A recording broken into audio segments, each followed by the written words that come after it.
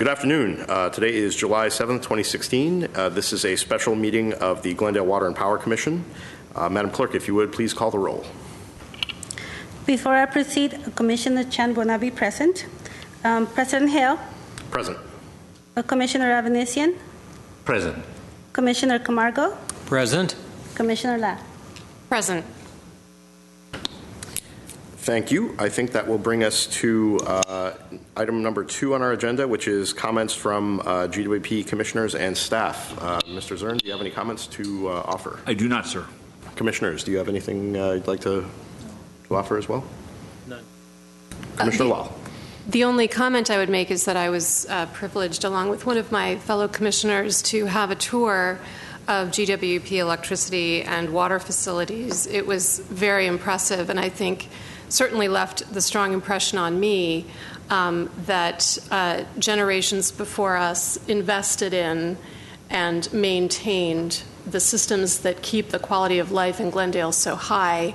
So it was really quite inspiring to see facilities that were almost 100 years old and still functioning and still very much part of the fabric of the city. Very grateful to staff for leading that tour. It was extremely informative. I had the privilege of taking the same tour when I first joined this commission, and it is a remarkable operation, and it's rare for a city this size, I think, to have its own water and power utility with its own generation and its own resources. And it's really an asset that the people of the city should feel proud of. And that's thanks in large part to Steve and the work of your staff and everyone at GWP who does a good job taking care of all that 100-year-old infrastructure. Thank you, sir. And I'm glad you enjoyed it. And as always, the tour or different tours are always open. So as your time permits, we'd be happy to take you out. And as new things come online or we refurbish things, and I'm not sure if you had a chance to see Grandview Substation, but we'll get, did you? Mm-hmm. Okay, so what a beautiful facility that turned out. And if you haven't seen it, please, we'd love to take you over there, show you what we've done. So we're always proud of what we do. I'm proud of what our folks do. I pretty much do this, which is, it isn't where the rubber meets the road, and so that opportunity is always nice. Great. Anything else? Seeing no further comments, let's move on to item number 3A. 3A, the Aliso County update, Steve Zern. Mr. President, members of the Commission, we had put this on here in anticipation there might be some tremendous movement in this particular area. Not necessarily all good, but at least we'd be able to see where we were at as we progressed into the summer. And although we went through an unseasonably hot spell, and especially a couple of days that had us all on edge a little bit, and certainly Glendale Water and Power was right there with everybody else, we made it through. It wasn't just the gas issue that was of concern. It's the transmission capacity. It's the ability to procure power during those particular situations when it's a very high peak load and it's all of Southern California that's being affected. But we made it through. We actually, on that Monday, 107 degrees, 320 megawatts were consumed. The all-time record for GWP is 343. So we came pretty close to the record. That's about a 110-year-old record. So, or in the 110 years the utility's been there. The staff did a great job. There was no curtailments in this particular area. My understanding is there was some small curtailment in San Diego County. Actually, on the Sunday before, the previous day, there had been some issues there. So we made it through. Again, it was an early test, which is not a bad thing to have. It got us prepped and ready, got us to get our customers prepped and ready. And say, here's what we foresee could be coming in August and September when the weather gets a little bit warmer. In response to that, you all have in front of you a letter that we received from the CEO of Southern California Gas, kind of just going over that and how the gas company responded during that period, along with the California Independent System Operator and the City of Los Angeles and all of those who are in the City of Los Angeles Balancing Authority, or the CAISO for that matter as well. One of the key components there, or points made in the letter, is the gas company has been successful in getting the Division of Oil, Gas, and Geothermal Resources to check off on 91, that was the count I had as of yesterday, 91 of the 114 wells, and this is a phase 1 inspection. And what that means is by passing that phase 1 inspection, they're allowing those wells they're allowing the gas company to extract from those wells. So the existing amount of gas that's in there, and I think if you recall, it's about 15 billion cubic feet total that remains in Aliso Canyon, but at one point there was nothing going in and nothing going out. This allows them to at least extract the remaining levels in emergency situations. So that's good news. Of course, at this point, that means all summer plus all winter. So we have to be very cautious. But none of that was drawn down on during this last heat wave. We continue to stay in tune with what the gas company and the city of Los Angeles is doing as our balancing authority. There are some internal discussions that are actually confidential at this point because they involve negotiations. We've actually signed a non-disclosure agreement just to be able to sit at the table and listen. But as those negotiations bear fruit, it will come up the chain of command for approval, primarily to LADWP, Commission and Council and the CAISO board. Those will be the main entities involved. So at this point in time, things are looking a little better. Not great, but a little better. And I think that, again, that early test was good for our staff. It was good for our customers. And it got us a better idea of what could happen and how the different entities come together. And everybody performed pretty well, I have to tell you. Whether it was our folks just procuring power that we needed, whether it was the city of Los Angeles as our transmission authority and how we were able to interact with them, and even the gas company, who the communication was about as good as I would expect, and everything went well. So that's the update at this point, and this will be an update all through the summer and the winter, because as you know, the gas company has split this into two seasons. So we'll get through the summer season, and they're going to have another whole report and outreach effort to talk about the winter, which is their peak season. So we'll keep this on the agenda as an update, however big or small that update may be, just so we stay in tune with everything that's going on. Okay. Commissioner Camargo. Mr. Zern, thank you for the update. So a couple of questions. One thing that, the first is more of a comment that will lead to a question.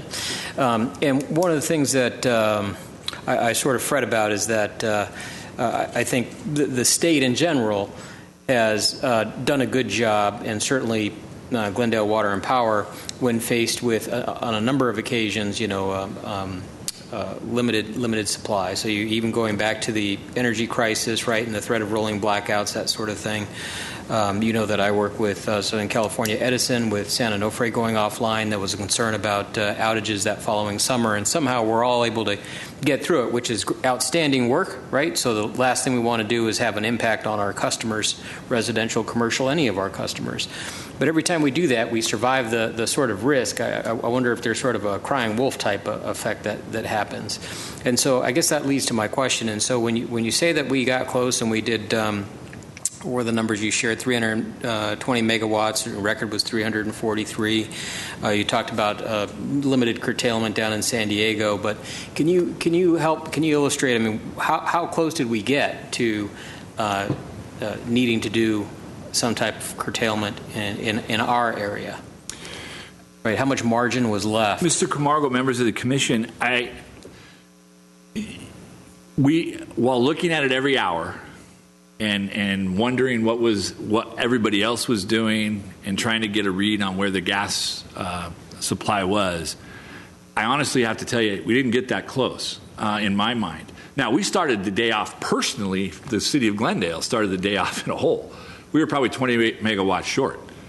And a lot of that has to do with, we have two major repairs going on at Grayson that we expected would be done by the end of June. We didn't expect the heat to come that fast. So we got caught with two units down, two critical units down. So that put us a little bit behind. But again, here's that coordination effort. We went right to LA and we picked up what we needed to get through the day. Now, we used every bit of that, believe me. And that got us through. But I don't think, even in that situation, keeping in mind that we had Grayson at probably its most vulnerable point, and it's vulnerable at its best, but at its very most vulnerable point. But we were able to get, and our transmission, as you all are aware, is compromised at this particular moment. There was an explosion on one line, and the other line has been taken down for some level of repair. So our megawatts of transmission have been reduced significantly. So we were really, it could have been a perfect storm with all those things coming together at the same time, plus an unusual 107-degree heat. We made it through, and we weren't close. The system held up really well. The staff did a great job. Now, I mean, somebody could, and I've been asked this question too, so how do we prepare ourselves to be a little more bulletproof in these type of situations? The problem is that it involves entities outside of our sphere of influence. We are not, nor will we ever be, a transmission electrical department. We will have to lease, we will have to co-buy, be part of a bigger project, or rely on another agency, whether that's LADWP or if it's sometime in the future we found that going into the CAISO was beneficial. So we will always be at somebody else's mercy, if you will, when it comes to that. We're not a gas utility, so we'll never be able to build some kind of gas structure. Now, I think the gas company, what they're going to do in the future to either upgrade Aliso Canyon, replace Aliso Canyon, that's going to be a really critical issue for everybody. Because I don't even think, the Edisons of the world and the LADWPs of the world aren't going to get in the gas business necessarily unless it gets to the really, really terrible point. They may help contribute towards maybe additional pipeline construction that they can get involved in. I see that kind of thing. So for us, I think the best thing we can do is to get ourselves our own local generation as in tune as we can, and that goes back to the Grayson Repower. So while that's still a proposed project, I think some of the things that we saw happen in this early heat wave and that we'll see through the summer start to contribute towards that sense that local generation. Now you could argue, well, it's gas driven, so you would have had some disadvantage. But take that aside, with no transmission issues to worry about, with our own destiny in our own hands at our own plant, that's probably what is most within our control to try to solidify our position for the future.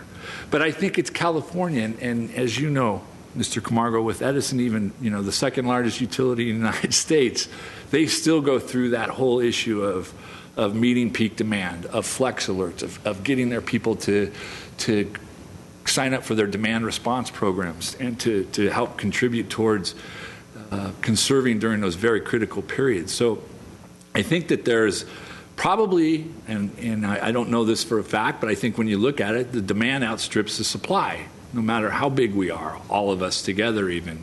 And so I think as an individual utility, we look at ourselves from an inside position.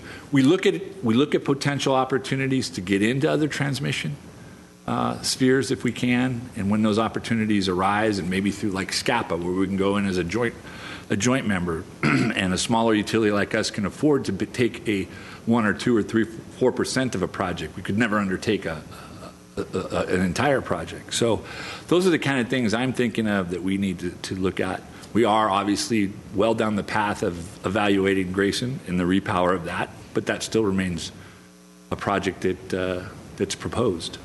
Yeah, this does kind of highlight, and maybe even going back to, as Commissioner Sarojini was saying earlier, expressing some pride in what we have done and what we've invested in over time, kind of speaks to the continuing need to invest in the infrastructure that we have and create some level of independence and be able to kind of control our own destiny. What about, and remind me if we've talked about this in the past, any activities related to storage here in Glendale? Yes, absolutely. That's an excellent point, too, because I think that's really where the future, at least today, it looks like that's where the future may be, and that's something absolutely the city of Glendale can undertake on their own. So for us, we were mentioning offline earlier the upgrade of the Grandview substation. Next door to the Grandview substation is an older outlying building that GWP owns. We're going to convert that into our first battery storage project. So we've got a 2 megawatt, rather small project that we're going to do and install it at the substation level. It gives us an opportunity to in my terms, kick the tires. learn how to use it, because a lot of folks are still in the utility industry are not sure how best to use battery storage. You know, do you use it at the power plant level? Do you use it at the substation level? You have to know how to coordinate it. You can't run the batteries down. You have to know how, you know, what the peak period. There's a lot that goes to it. It isn't as easy as just filling the batteries up, wait until that peak time comes, and then let them loose. Because as you all know, right now, the most affordable aspect of battery storage is probably somewhere in that neighborhood of about an hour. Mm-hmm. Everything else is pretty pricey beyond that. In fact, probably prices you out of the market. There are 3-hour batteries, and I understand that there's 6-hour batteries that may be ready for market, but those are very, very expensive. So this is going to give us an opportunity to learn a little bit more about battery storage and how to use it. We've built into at least the preliminary plan of Grayson, a much larger battery storage facility. We're looking at it could house, on today's standards, about 20 megawatts. And with the idea that we would use that at the power plant level, so as it becomes 2, 3, 4 o'clock in the afternoon, you power down the units and you release the batteries. So, and we have the advantage, the Imperial Irrigation District in Brawley, El Centro area, they're putting in or very close to commissioning a 20 megawatt system. And so we'll get some experience via their experience for the future. So that's definitely something that we are looking at and that we will continue to explore. But this small 2 megawatt project is going to give us a great opportunity to become much more cognizant and proficient in the use of the batteries. But that's certainly something we need to look at for the future. Yeah, I totally agree. And then one more question for you. So you mentioned earlier some of the storage that exists at Aliso Canyon and the ability to tap into that on an emergency basis. So how is emergency defined? Well, and that's I think still part of what they're trying to determine. And I think what the rather simple answer is that as they get into a curtailment situation when rolling blackouts, then because everybody's plan, and I mean everybody, the utilities plan is once a curtailment happens that rolling blackouts are going to start to occur depending on which utility you are. That's the time when they would consider releasing some of that gas. How much, I don't know. But that's kind of that emergency period when, as they foresee gas that they've day-aheaded or have predicted would be that day, they see that coming down. You look at the time of day, you know the temperature is not going to drop for another 2 or 3 hours. Maybe the temperatures for the evening are still going to be high. That's another thing you always look at. If you don't get that drop at night, you got a problem because the air conditioners aren't going to stop. Right.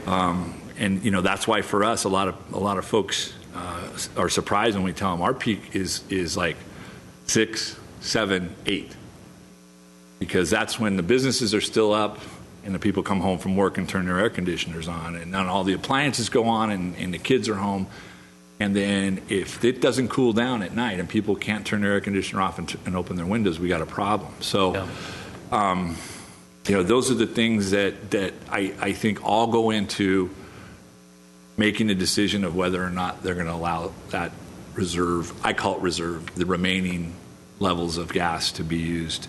Yeah, the other factor I would imagine is the length of the heat storm, if you will, right? So a one-day event, like one day at 107 degrees, not so bad. Second day, third day, then you start to have changes in consumer behavior where people get tired of coming home to a hot house, hot apartment, and decide to leave the air conditioner on so it's cool when they get there, right? And that just exacerbates the challenge with multiple day heat storms. Absolutely right. That's what kind of concerns us most when you get 4 out of 6 days over 100 degrees, or you've got 5 straight 90-degree days. That's when the system starts to get taxed. And keeping in mind, even if we're using Grayson as the backup, then you're running out of equipment that many days and that continuous amount of time, and it's tough on the equipment. And ours is old and a little bit tired, so it's an even worse situation for us. Very good. Well, thank you for and thank you for the staff's focus on this important issue. Absolutely. Thank you for the questions. Commissioner Lau? I'm, again, really excited about storage and so interested in hearing from you as the program is rolled out, what experiences you're having kicking the tires. Absolutely. Where does the energy that's going to go into that storage, where is it going to be coming from? Is it from one particular source? Is it, where will it be drawn from? So in this particular case, it'll come through the Grandview substation, and we'll likely set it aside at whatever period of time the waiting is. And you may end up, just as a backup, keeping that battery live. And again, this is part of how you learn how to adjust. You don't just fill it up and let it go. So we will charge it off of the Grandview substation and then use it back to help with the Grandview substation as we may be able to dial down some of the equipment in the substation and then allow this energy to back that up. So it's kind of it'll be interesting as we learn how to maneuver it and take it, but it'll all be charged and discharged from that particular substation location. Okay. So it's energy that's coming into the substation. So whatever the mix is of electricity that Glendale is purchasing or consuming on that day is what is going to go into that battery. Correct. Be stored and then released when Correct. It's needed, when Correct. demand increases. Okay. So in this case, it's not a direct connected to like a solar system Right. where you would have it and then do the day and night thing. No, for us, it's more of a larger operational issue. That's certainly another use of battery is to be able to balance wind and sun, that you don't have 24-hour energy production on. But ours will all be whatever's in our mix, whatever comes through that substation, and we'll back it into the battery system and then disperse it as needed. The idea being, again, and I don't mean to oversimplify this, is that as the units are at their peak, performing them at the highest level, it's also usually when it's most expensive to run them that you dial them down and then let the batteries go. So you're not only saving the equipment during that very, very intense period, you're also now producing energy. Essentially, let's say, for instance, again, I don't mean to oversimplify it, you put that energy into those batteries when it was the cheapest part of the day, and you let it go at the most expensive part of the day. That's the idea. I know it sounds pretty simple, right? Buy low, sell high. That's what we all would love to have. But that's kind of how you get this technique down and this ability to manage the battery system.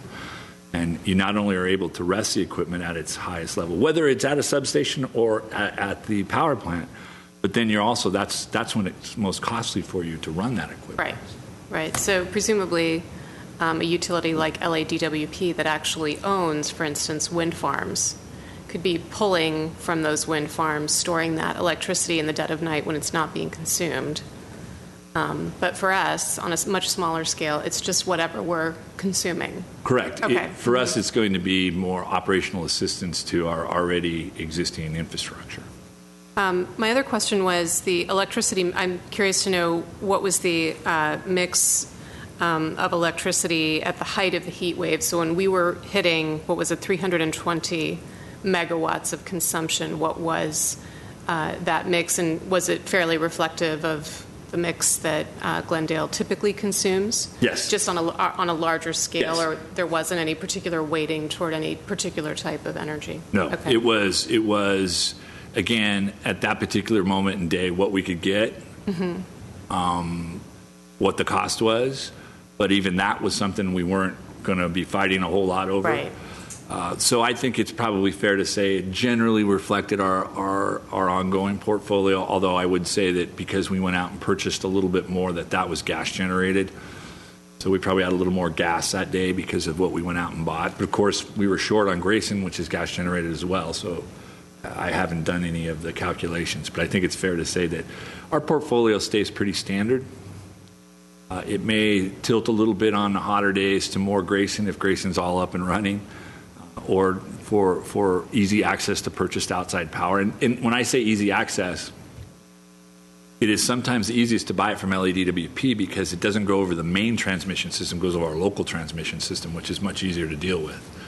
So as you all know, I think on your tours of Grayson Power Plant, we have a delivery station that is in Grayson that belongs to LADWP. That's where our energy comes in from LA. So if they can send it to us from the valley, for instance, it's not like they're trying to open up transmission lines to get it to us from the Plain States or the Southwest. But for them to take it from one of their power plants and just drive it locally into us, That's usually where we get that emergency hot day peak period power from them, and generally that'll be gas generated. Mr. Avedesian. In this recent tour that we had from Glendale Water and Power Facility, of course it was fascinating, and I was proud as well, especially water facility was amazing. And but I realized that there is this GIS system there, gas insulated system, here, which is very vulnerable. Actually, it's close to railroad, and only a wall separates. And if anything happens there, it will be disaster. So I learned that the plan is to have a duplication of the same system somewhere in the other side of the yard. Yes. So when is going to happen? How it is planned? As part of the Grayson Repower. So what Mr. Avedesian is referring to is we have a gas insulated, essentially the switchgear. Switchgear, which is the old racks that you see. You know, now they're much condensed in these really nice gas insulated systems. But ours at the yard, at the Grayson Power Plant area, are all up along the San Fernando side of the facility near the wall that separates the railroad tracks. And we've thought about that. You know, God forbid there's an accident, that could have a big impact on us. So we are building in extra gas insulated switchgear. Will be on the opposite side, the river side of the facility, and that is part of the overall Grayson Repower project. So when is going to happen? 2020. Oh. That's when we would be done. Now, of course, if for any reason that the Grayson Repower doesn't go through and there's some other variation of it, we may still put in an extra system, and it could be sooner than that. But that's the date best date I can give you right now would be 2020 with the completion of the overall project. Thank you. Anything else? Thank you. So I've got questions in a couple of categories. Sure. The first is along rates. So assuming that we have a number of these consecutive hot days where not just Glendale, but every regional utility is going to be sort of impacted by shortages and is going to be running low on their reserves and is going to need, more and more, is going to be operating on smaller and smaller margins. How are spot purchases going to be passed through to customers, or will they be passed through to customers? Is Glendale Water Power going to be operating off of cash reserves, or is this going to be more of a direct rate impact for customers in the sort of dog days of summer? Mr. Hale, as you may recall, part of our rate structure includes a number of adjustable rates. And those are for gas purchases, those are for regulatory purchases, those are for if there's a difference in the number of customers, I'm not remembering. Yes, we have a decoupling rate and all of those. Those are and we can do those twice a year. Those give us the ability to make the adjustments necessary to ensure that we keep the utility solvent. So those get passed on to the customers. I'm not saying that we are going to do it. We've been very conservative in our use of those adjustment rates. But we did increase our budget fairly good in the number in the category of purchase power and purchase gas for this very reason. And as you know, with the gas company, they have make sure I don't call it the wrong thing, because it's not a penalty, but it is a different type of rate structure that actually raises your rates and could raise them significantly if for any reason you overestimate or underestimate your gas usage for the day ahead. And so we're not sure exactly what that number could end up being, and hopefully we don't even get there. So I'm not going to tell you that we're unequivocally going to pass this on to the customer, but we do, as part of the rate structure, have those adjustments in there for this very reason, and there's a need for us to keep the utility solvent. The reserves are there for a reason, and you all know we have been in situations when we drew too far down on the reserves, and that puts us in a vulnerable spot as well. So, I will do everything I can to try to keep the rates where they're at, but there are those mechanisms in place if, in fact, this gets a lot more intense. Okay. And then my second category of questions is along the lines of inquiring about your views on a report that was released by Food and Water Watch, which is an environmental advocacy organization. And they essentially said there's enough capacity in all of SoCalGas's pipeline in order to keep supplying utilities, and we don't need Aliso Canyon anymore, so shut it down permanently. Yeah. So what is the latest from the agencies who are involved with responding to that, and what's the view of the utility on that particular viewpoint, that we should just be shutting Aliso Canyon down immediately and moving on with our lives? Well, Mr. Hale, I can only tell you what we hear back from the gas company, and they have been asked that question. They've been asked by other regulatory agencies, along with some of the environmental groups that.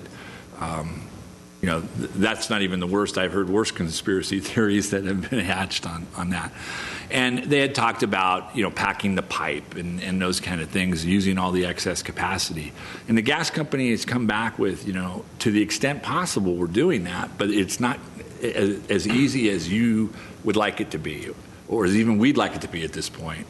And the fact is that just the dynamics, the engineering, and how things work, it's not possible to simply use existing pipeline as both distribution and storage. I think there's a sense that there's going to need to be some level of storage. What's that going to be in the future? We're not sure. Is it Aliso Canyon in some different iteration, or not at all? Does it go to some of the other locations that they have, which are undersized in comparison to what's needed? Is it a brand new facility somewhere else? Or do you go out and just invest in tremendous increase in pipeline distribution to ensure you don't even need stored gas? But I don't know. I don't know if any of those are the exact right answer. But I think based on what we've heard when the gas companies asked that question, they said, we've looked at that, it's something we've considered, but it isn't going to solve the problem, and it isn't as easy as it sounds. There's a lot that goes to it, especially when you're talking about the movement and how, like I said, the engineering part of it, which is not even close to my level of expertise, and I'll have to rely on them. I have to take them at their word on that. I would imagine, you'd hate to think that some of the things that are going on, and I'm not being naive, are being done to further a particular cause of one side or the other. But I imagine nobody is completely clean on this, so I don't know.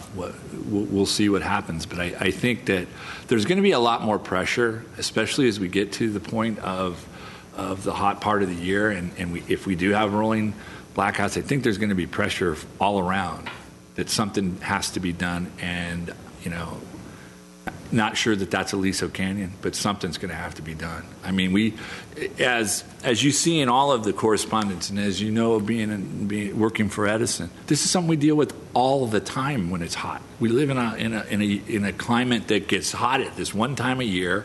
Our resources get really taxed. Again, demand outstrips supply, and in order to make sure that we keep our reliability in check, we need all the help we can get. So, I don't know how we're going to go through summer after summer if we don't have an ample gas supply, at least until the point that there's an alternative fuel. And I think that someday will happen, but I don't know that it's going to be anytime soon. As battery storage becomes more viable, as you're able to then blend in the renewables more with that, a lot of people say, well, why are we even using gas? Why don't we just use wind and solar? But we're not quite there. And you still need gas-fired power plants to smooth the wind and solar at this point, because there isn't nobody's come up with something that allows you to do that particular function at this point in time.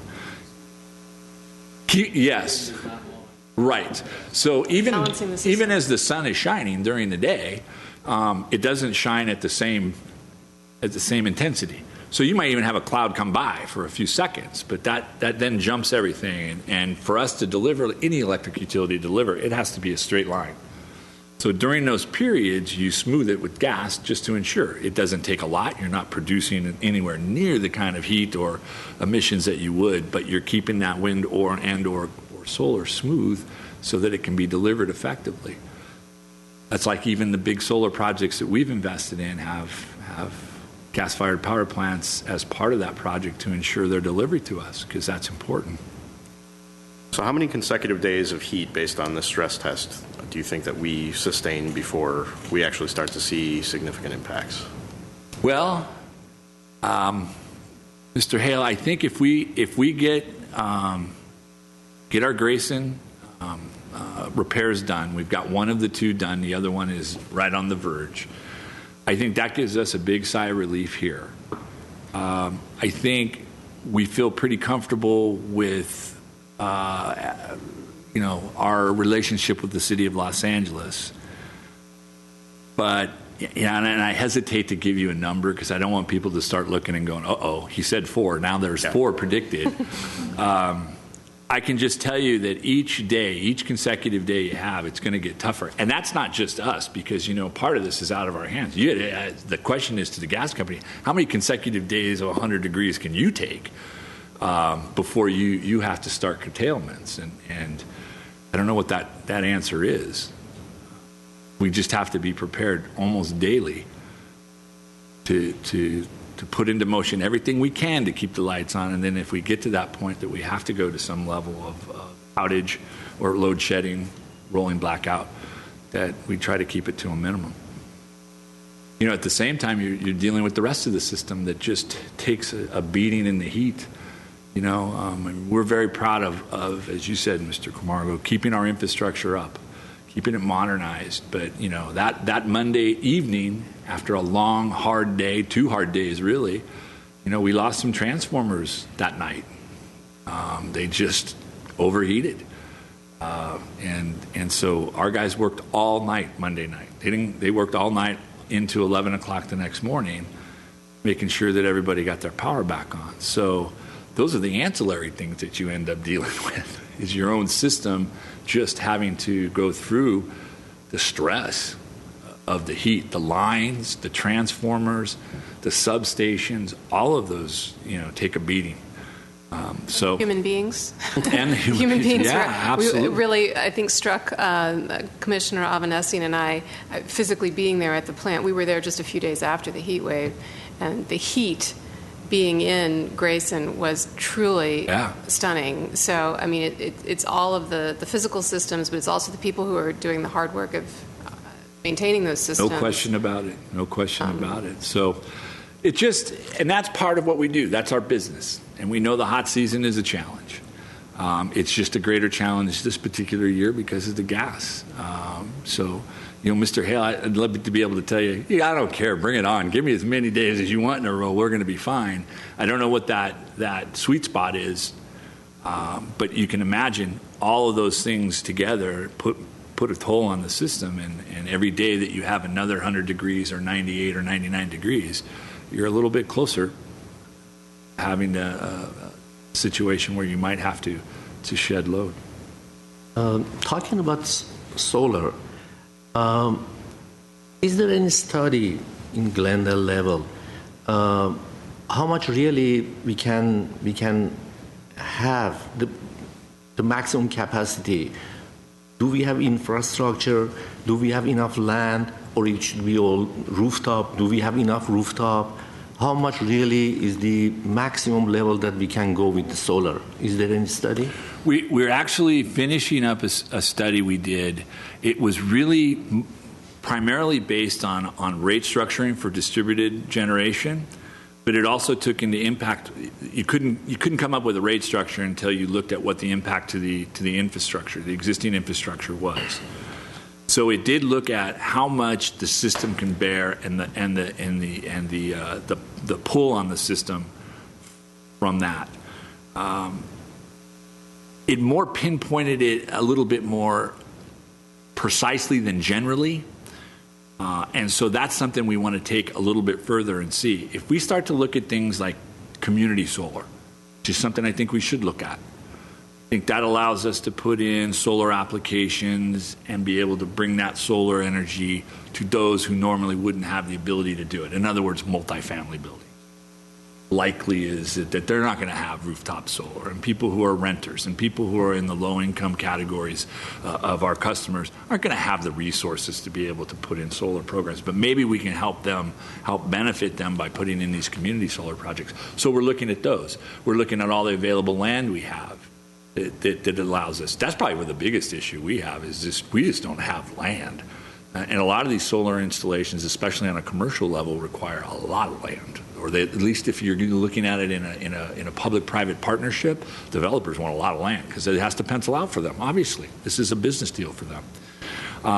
But as we get a little bit further down the line, and based on this initial study we did, we need to take a look at what is that maximum point that we can bear on having excess energy come in. And I don't know if one of the things you're thinking of, because it does come up often, is the state of Hawaii, for instance, which really went out on solar to the point now that they can't allow any more solar because it taxed the system so much. And of course, their infrastructure was a bit ragged, and I think they would admit that themselves. But they got to the point where they outstripped their infrastructure, and it became a liability. So we got to be careful that we balance the two.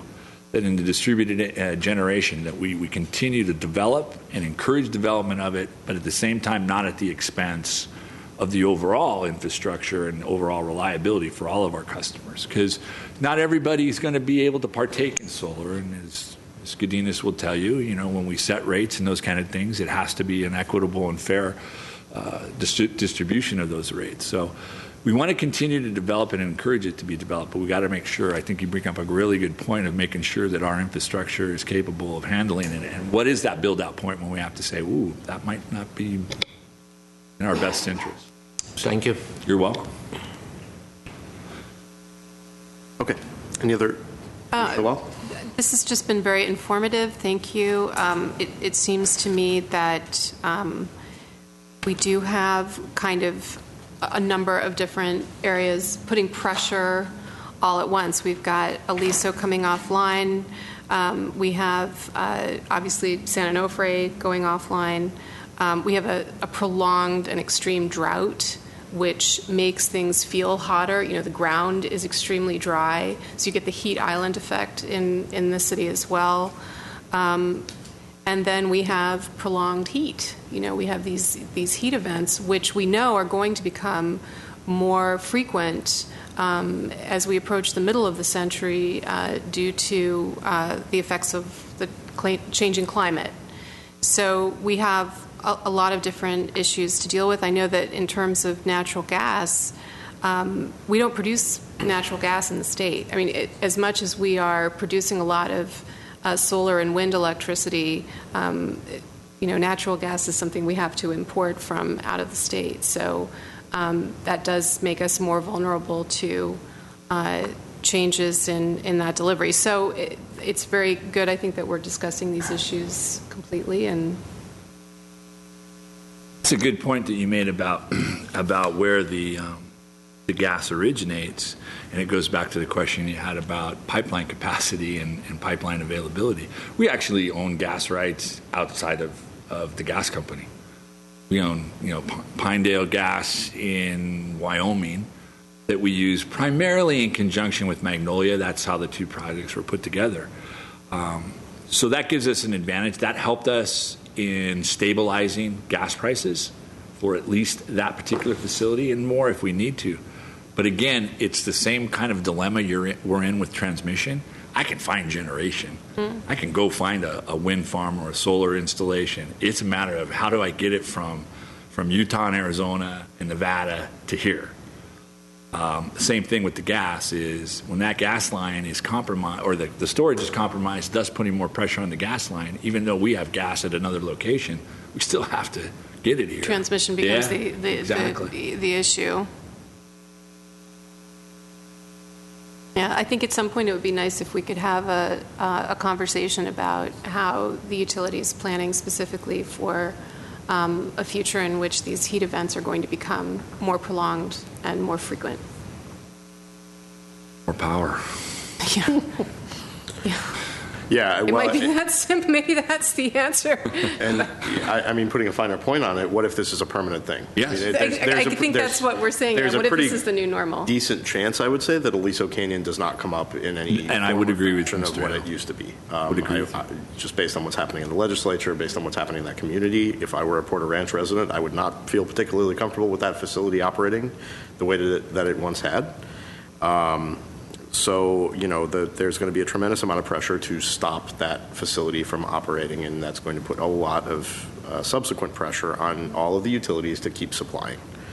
Now, how we all respond to that, I mean, Mike Webster, when he was here to give a quick overview of what LA's response to Aliso Canyon was going to be, said that they were going to be importing more coal.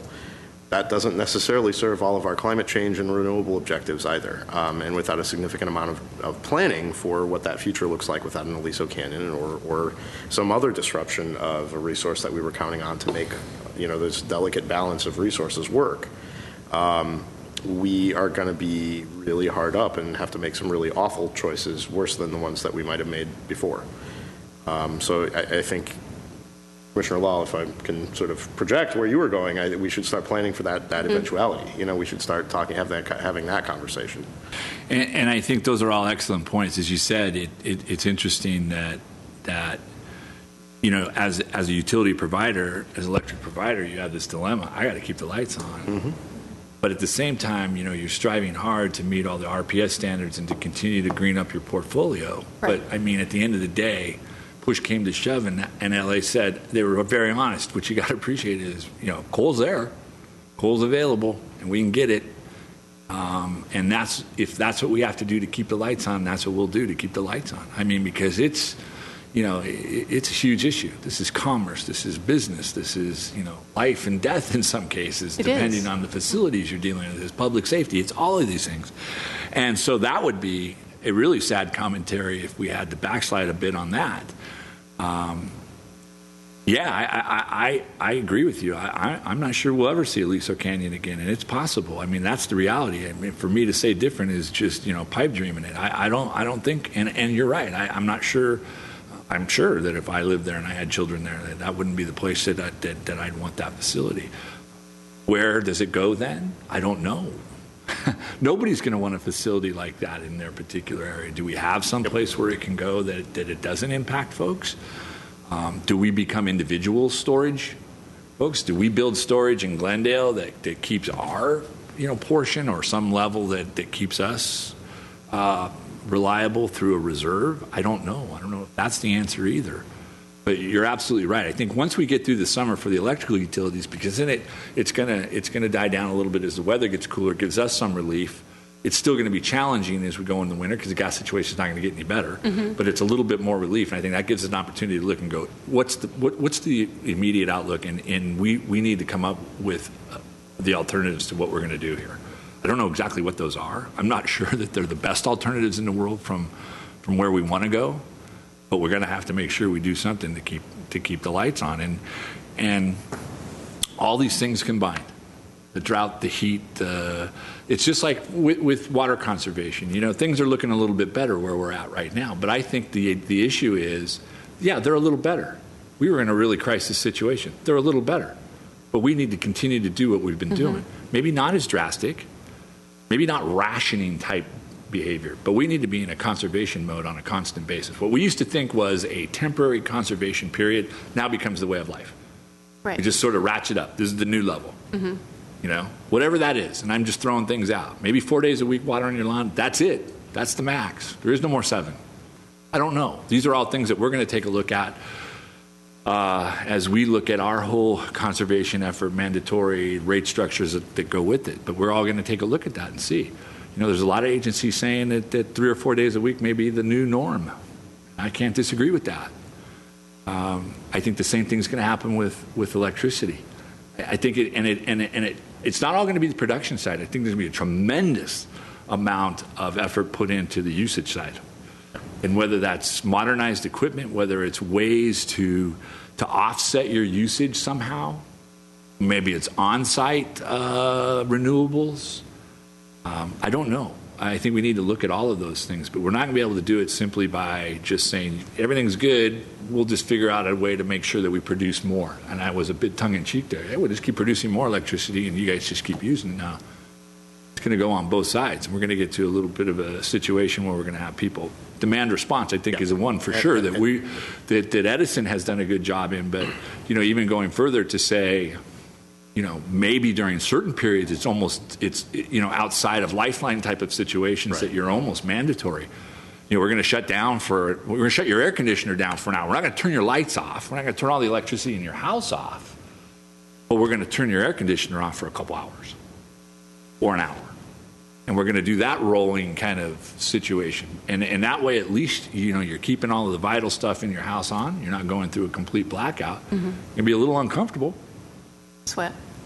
You can still plug a fan in, but maybe that's part of our overall effort. And it's not just one single thing. It's going to be a whole plethora of different things that we're going to put into effect. Yeah, and that's what I was going to say is in the most immediate sort of horizon, it's really got to be about demand response, because the investments you make there will benefit the system in the long run, even if Aliso Canyon does come back up to the way it once was, because the cheapest electron that you have to procure is the one you don't have to procure, right? So I think that the time of looking at all the low-hanging fruit demand response stuff, new light bulbs and things like that, we're getting to the stage where you need to start doing more. Right. And it's about smart appliances that know what the price of power is, that can start to shut themselves off when things get too expensive, or other kind of pricing signals that can be sent through the smart meters or things like that to talk to your devices and start programming things differently is where you start to go. It's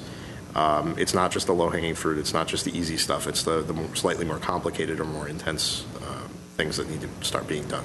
I would agree. Any other Aliso Canyon conversation? Is there any, do you have program for educating people? Yes. So we've got a pretty intense outreach program that's been in place. We've been cranking this up and cranking it out since early May.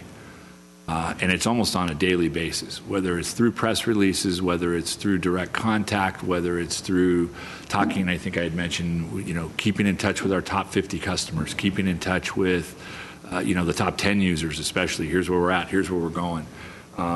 Using all of the social media outlets we can, which are proving to be very, very effective. So the education and outreach program is and we're using GTV6 and we're using PSAs and all of those things. So the education program and the outreach program are in full swing. We'll continue to fine-tune that and continue to talk to people about it. But our newsletter's going out, and everything has been focused on helping us conserve so that we can avoid a really serious issue this summer. And the response has been great. We have people are just saying, "Tell me more. What else can I do?" Is it as simple as not running my dishwasher or my washing machine until 9 o'clock at night? Yeah, absolutely. If you can do that, if you can hold out, that works into your lifestyle situation. Absolutely. Don't turn those things on at all. If you can leave your air conditioner off as long as you can bear it, if you're able to use ceiling fans and other fans to try to keep your house cool. Don't cook. Really, somebody don't eat. Somebody recommended, why don't you tell people they should eat out more during the heat wave, because then they could go to an air-conditioned restaurant and then not crank their stove up and add to the heat in there. And they were very serious. I said, there is something to be said about that. Maybe that's the sacrifice we make tonight because it's 110 degrees, is we go to a restaurant and a movie or something, stay in the air conditioning as long as we can, and then maybe it cools off when we get home. It's amazing how creative people will get, and they want to help. That's really kind of the takeaway from this has been great for me, is that people want to help. They understand. There isn't, not that I haven't heard it, but I so rarely heard it, is that, well, why aren't you guys just, producing more electricity? Mm-hmm. Why am I having to turn my air conditioner off for you? And I said, because we can only produce so much. And believe all of us together, whether it's, little Glendale or it's gigantic, whoever else it is in the state of California, we're all going through the same thing. So we need your help to help us. But most people are just like, yep, I get it. And, you always throw in hey, don't forget, too, save a little bit of money because, it'll help lower your bill. And so all those things together have had a great response. So we continue to build on it. It's never something we'll rest on our laurels. But we have a good group of staff that have been at it on a constant basis. Actually, they're just transitioning. They transitioned right out of the drought into this summer, and so they've gone from water conservation into energy conservation without missing a beat. So, anything else? Okay. Next agenda item, please.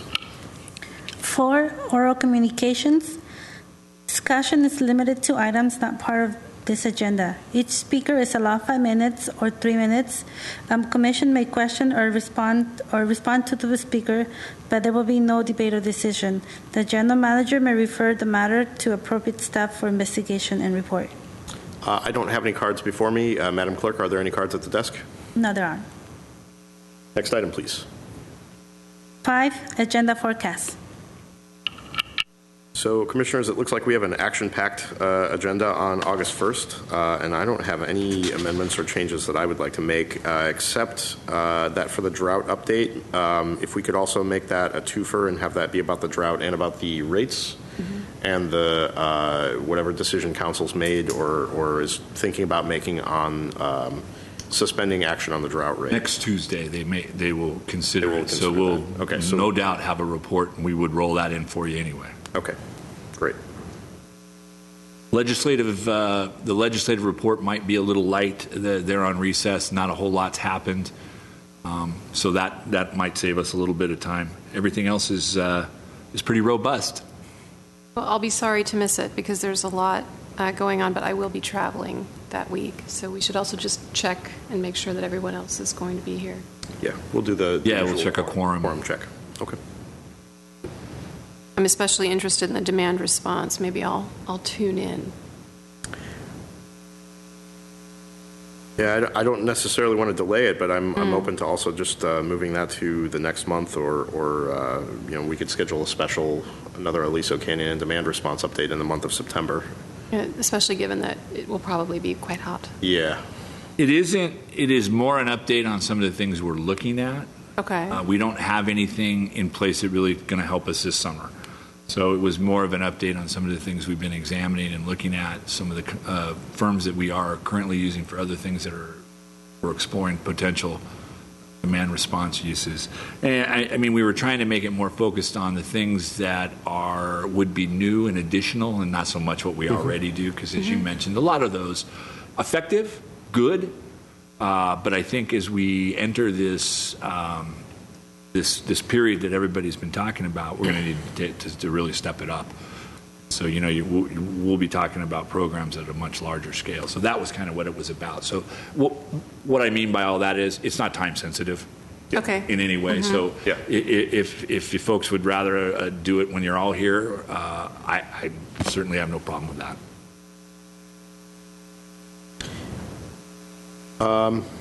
Well, if given that it's a little bit more of a speculative item, maybe we schedule it twice. Maybe we just have the update conversation, then a little bit later in the year we have a second conversation to bring Commissioner Lal back up to speed. No worries. Any other changes? I too would just flag the concept of perhaps a special meeting in September, given it tends to be pretty hot month. So potential for a special meeting focused particularly on Aliso Canyon. Okay. Let's revisit that in August when we sit down again and come up with a draft agenda for what we might want to discuss at that meeting.